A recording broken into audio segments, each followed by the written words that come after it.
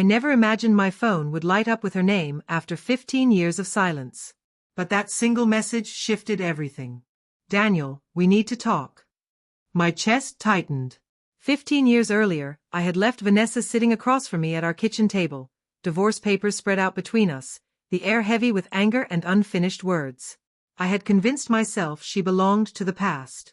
And yet, without warning, she reached out, asking for a single conversation.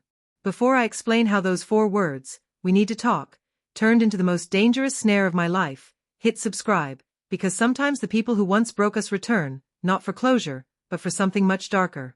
I agreed to meet her at the Lantern Room, a cozy cafe with Edison bulbs strung overhead and mismatched chairs scattered about. It was the same spot where we once dreamed over cappuccinos. I arrived at 6:45 p.m., a full 15 minutes early, nerves buzzing. The bell above the door jingled as I entered. The barista glanced at me, offered a polite smile, then returned to frothing milk. No one asked if I needed a table, they saw me as just another stranger. But I found her. Vanessa sat in the far corner beneath a cracked mirror, shoulders hunched over a half-finished latte. 15 years had worn her down. Her once dark hair was streaked with gray, her cheeks hollow, her eyes shadowed. Yet she still wore that old leather jacket I had given her long ago, a relic from better times. When I walked over, she looked up. Surprise flickered in her eyes, followed by relief, and then her expression hardened. "Daniel," she murmured. "Thanks for coming." I pulled out a chair and sat without a greeting, resting my hands flat on the table. "You said you needed help." She closed her eyes, let out a shaky breath. I'm in trouble." And then came the story. Her fiancé had disappeared. Her mother was dying in a hospital bed she couldn't afford. Her landlord threatened eviction within the week unless she produced $20,000. Overdraft fees, late charges, hospital bills. Her words painted a portrait of a woman crushed under bad luck, desperate for rescue. I listened in silence, expression unreadable, while around us life carried on. Couples chatted, waiters dropped plates, the espresso machine hissed. At table 12, the world was collapsing, yet no one noticed. When she finally finished, her eyes searched mine, pleading. "You're the only person I can turn to." My pulse quickened.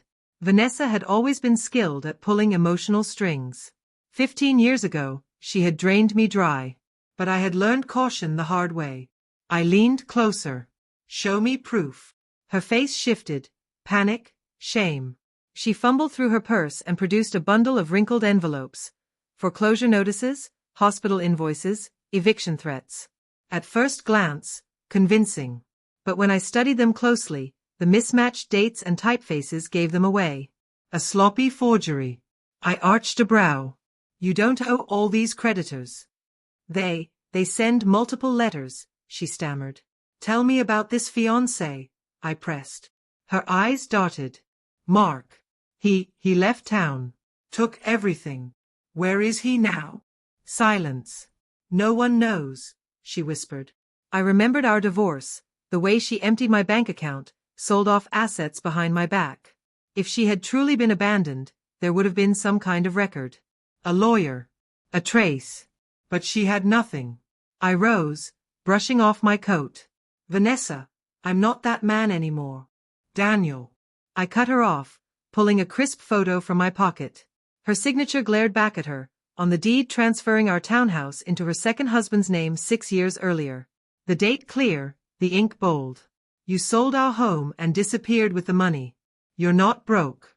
You're running the same game." Her lips trembled. I needed a fresh start. "You needed cash," I said flatly. Tears welled in her eyes. Whether they were real or another act, I couldn't tell. She opened her mouth, then closed it. I slid my business card across the table. "That's the number of a charity I support. They'll help you, honestly. But I'm done being your lifeline." Without another word, I walked out. The cafe's bell rang softly as the door closed behind me. The night air was crisp, autumn settling in. I pulled my coat tighter and crossed the street. I had just stared down the same woman I'd left years ago, the one who weaponized my compassion. But this time, I refused to play her game. I hailed a cab and leaned back as the city lights streaked by. 15 years of guilt lifted off me in that moment. Vanessa's "we need to talk" had only been bait to drag me into another scheme. This time, I saw the snare for what it was, and walked away. When the cab dropped me at my apartment, I paused beneath a glowing street lamp. For the first time in years, the light felt warm. I thought of the man I used to be, haunted by guilt, too soft-hearted to say no, and I smiled. Some lessons only come when you refuse to be fooled again. Strength isn't always fighting. Sometimes it's standing up and saying no. If this story reminds you that danger often hides in familiar voices, hit subscribe.